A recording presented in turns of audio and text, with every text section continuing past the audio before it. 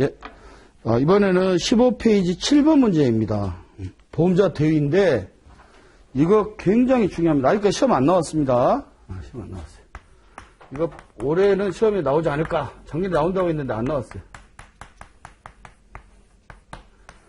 우리 여기에 있는 17번 문제는 과거에 한 2번 정도 나왔어요. 근데 이건 아직 한 번도 안 나왔어요.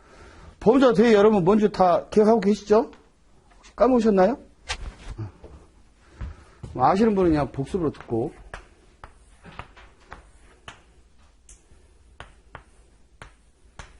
여기 오던 차가 이렇게 주황색 춘봉에서 대박아버렸다.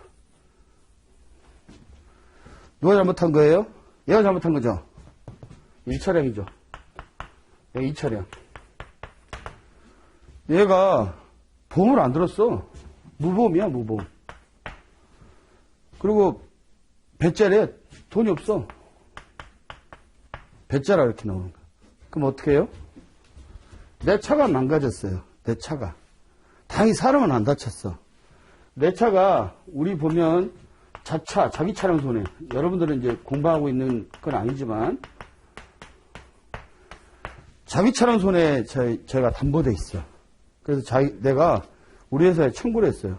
자기 차량 손해는 여러분들 뭐 공부할 필요 없고 열거 책임주예요. 다른 건 포괄 책임주인데. 그러니까 약관에 딱 명시돼 있어.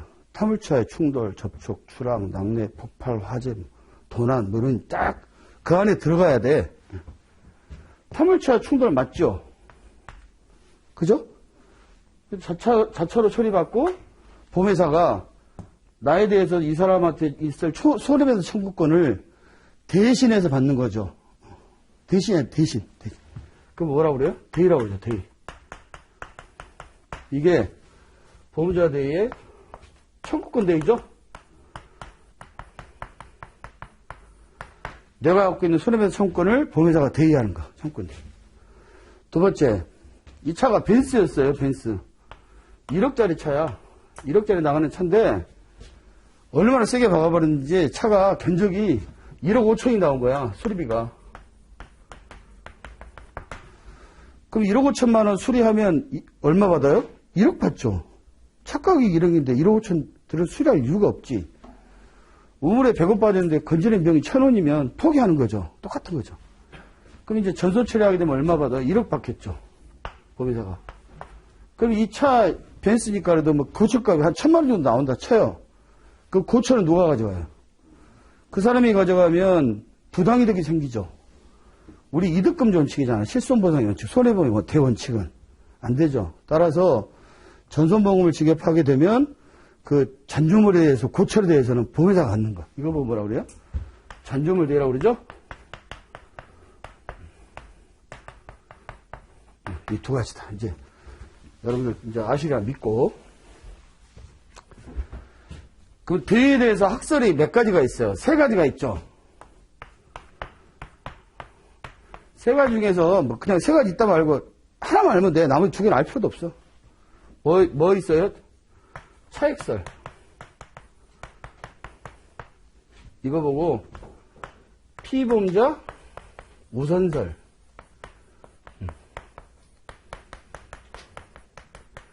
이게 다수설, 통설.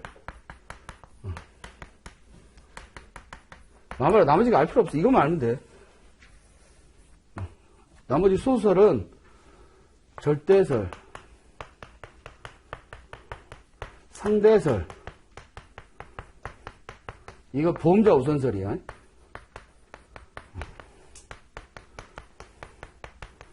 상대설 각각에 따른 비율에 따라서 계산하는 것이고, 일단 이거 머릿속에 두시고, 지금까지 시험이 나온 거는 우리 17번에 나와 있는 것처럼 차액설에 대해 시험 문제 나온 게 있어요. 그게 17번 겁니다. 한 2번 정도 나왔어. 근데 지금 이 판례는 아직 시험이 안 나왔어요. 한번 볼게요. 한번 내용 봅시다. 첫 번째. 하나의 사고로 보험 목적물과 보험 목적물이 아닌 재산에 대해서 한꺼번에 손해가 발생한 경우에 보험 목적물이 아닌 재산에 발생한 손해에 대해서는 보험계약에 관한 법률관계를 전제하는 상법 680 보험자 대위가 적용할 수 없다. 뭔 말인지 알겠어요, 여러분? 알겠죠? 보험 목적물이라는 게 뭐예요? 보험에 가입되어 있다는 얘기야. 그럼 보험 목적물이 아니라는 얘기는 보험에 가입되지 않았어. 어떻게 내가 갖고 있는 병을 다 보험에 가입시키겠어요? 보험 가입 안 한 것도 있겠지. 2번, 시간 관계상 중간 거기 밑줄 그만 봅시다.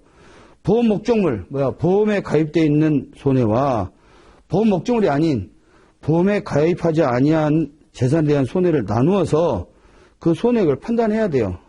또 보험 목적물이 아닌 재산에 대한, 그러니까 보험에 가입되지 않은 재산에 대한 손해액을 산정할 때 보험 목적물, 보험에 가입한 보험금액을 고려해서는 안 된다. 뭔 말인지 알겠어요, 여러분? 자, 이해가 안 되죠? 한번 이제 한번 봅시다. 여기 내가 그래서 요거를 3번은 이제 팔려 있는 건 아니에요. 3번은 만든 거예요. 그 팔려 갖고. 만약에 피보험자 갑이 보험회사 을보험회사에 가입됐어. 을보험사. 매장 내 물품 A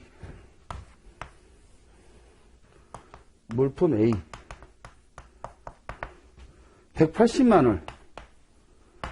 180만 보험 목적물 한다는 얘기는 뭐예요? 보험 가입했다는 얘기죠. 이거는 보험 가입했어.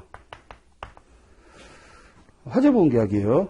계약을 을보험회사와 체결한 후에 병이 소유한 건물의 지붕봉사, 이 옆에, 바로 옆에 붙어있는 건물에 병이 소유한 건물, 지붕 보강공사를 했대요.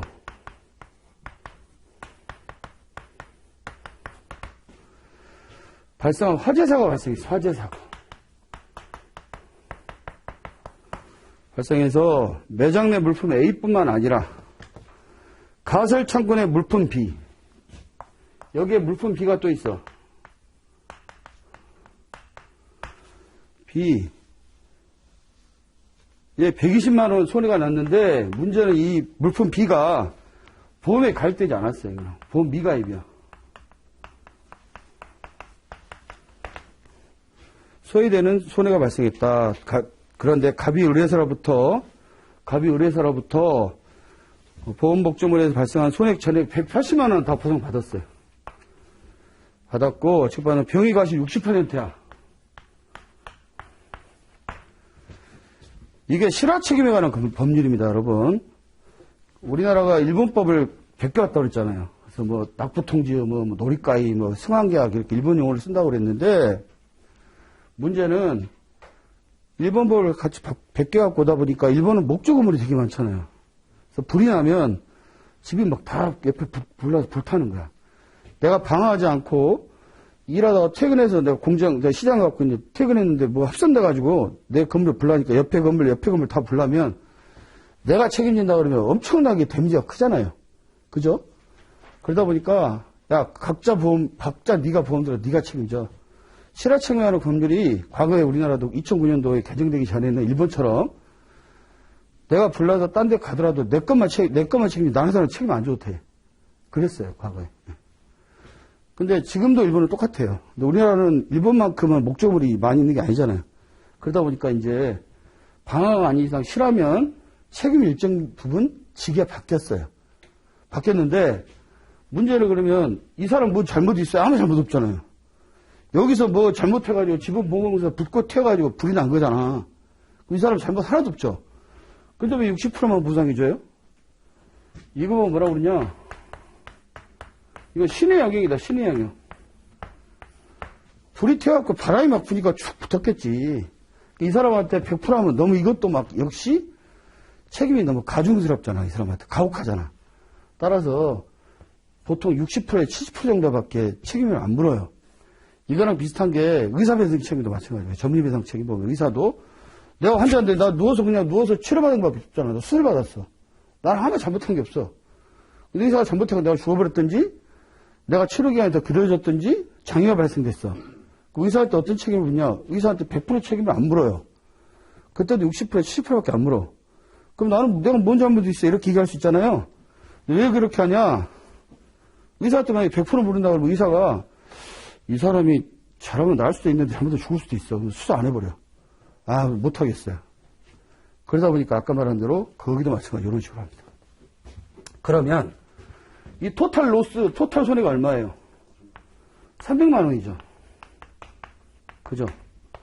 이 사람 60%라고 그랬으니까 책임이 얼마 있어요? 180만 원 책임 있죠. 그죠? 그러면 과거 차액설을 한번 볼게요. 차액설. 이 사람이 보상받은 거 얼마예요? 180만 원 받았죠. 차액설은 뭐예요? 보상 못 받은 거죠. 아까 얘기했던 대로 피보험자가 우선하죠. 못 받은 게 얼마예요? 120만 원 못 받았죠. 그럼 여기서 120만 원은 누구한테 가요? 피보험자한테. 그 차액설이라고 그랬으니까 나머지 180만 원에서 120만 원 빼 60만 원은 누구한테 가요? 보험자한테 가죠. 보험자가 180만 원 줬으니까 180만 원 범위 내에서 상법 682조 대위권 행사할 수 있죠. 근데 피보험자가 우선하니까 피보험자 먼저 120만 원 못 받는 걸 주고 나머지 차액에 대해서 받을 수 있잖아. 이게 차액설이에요. 60만 원. 이게 차액설이에요. 맞아요? 이거? 17번 판례로 하면 이게 맞아요. 맞아요? 틀려요, 여러분? 응? 이거 틀려요, 틀려. 이렇게 하면 안 돼요. 이렇게 하면 안 됩니다. 틀리다. 왜? 그 17번 보면 그 일부 보험이거든요. 그거는 보험에 부보되어 있는 거야. 근데 이거는 이 물품비는 보험에 가입되지 않았어요. 보험에 가입되지 않기 때문에 각각 보험에 가입된 거 구분해서 하라고 약 판례에 돼 있어. 그게 무슨 얘기냐? 이 120만 원에 대해서 120만 원에 대해서 피보험자는 120만 원 못 받았잖아요. 그죠? 120만 원에 만져서 상향할게요. 책임이 60%죠. 60%.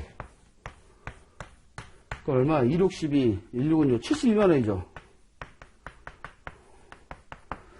72만 원을 청구해야 되고, 그 다음에 보험자, 을보험사는 어떻게 해요? 180만 원 줬죠. 180만 원 가해자가 가시 60%죠. 그럼 얼마예요? 보험자, 을보험사지, 여기는. 180만 원에 60%인 8648, 18년. 108만 원. 요렇게 청구해야 돼요. 요렇게. 따라서 결론. 보험자는 108만 원이고, 피보험자는 을보험사한테 받은 게 180만 원이거니? 180만 원. 그 다음에 여기에서 가해자한테 받은 거는 보험가입하자면 120만 원 60%인 72만 원. 그래서 252만 원 받는다. 요게 답이라는 거예요, 여러분. 이런 게 시험에 나올 수 있어요, 여러분. 이 시험 나오면 여러분들이 이거 풀어야 돼요. 뭔가 아시겠죠? 어렵지 않죠? 한번 이제 다시 한번 이거 풀고 나서 아까 문구 한번 봅시다. 2번 문구. 보험 목적물에 대한 손해와 아까 180만 원. 물품 A. 보험 목적물이 아닌 재산. 물품 B. 손해를 나누어서 그 손해를 판단해야 되고 목적물이 아닌 재산에 대한 손해를 산정할 때 120만 원 물품 B에 대한 산정할 때 보험 목적물 물품 A에 관한 수령한 보험금을 고려해서는 안 돼요. 뭔지 아시겠죠? 이제 이거 딱 이해가 되죠? 예, 한번 3번에 1번 한번 질문 단말해 봅시다. 을보험회사는 지급보험금 180명 이내에서 병인에 180명 전액을 대여할 수 있어요? 아니죠. 왜? 180만 원 60%만 대여할 수 있지. 60%. 따라서 108만 원만 대여할 수 있고 갑은 120만 원 전액을 손해만 청구할 수 있어요? 이것도 아니죠. 120만 원 60% 72만 원만 대여할 수 있죠. 3번 남은 손해액이 병의 전체 손해액보다 많기 때문에 전체 손해만 청구할 수 없죠. 과실비율만큼 청구할 수 있다. 그 다음에 그 네모표의 2번 키워드 2번의 중간 피보험자가 제3자에게 손해배상을 청구할 때에는 보험 목적물에 대한 손해 물품 A죠. 보험 목적물이 아닌 재산 물품 B에 대한 손해를 구분해서 손해액을 판단해야 되고 목적물이 아닌 재산 물품 B 손해액을 산정할 때는 보험 목적물에 관하여 수령한 180만 원에 대한 거, 물품 A에 대한 걸 고려해서는 안 된다. 요게 키워드입니다, 여러분. 이런 것들이 시험에 나오면 이게 맞는 질문이에요. 여러분, 요거는 여러분이 풀어낼 수 있어야 돼요.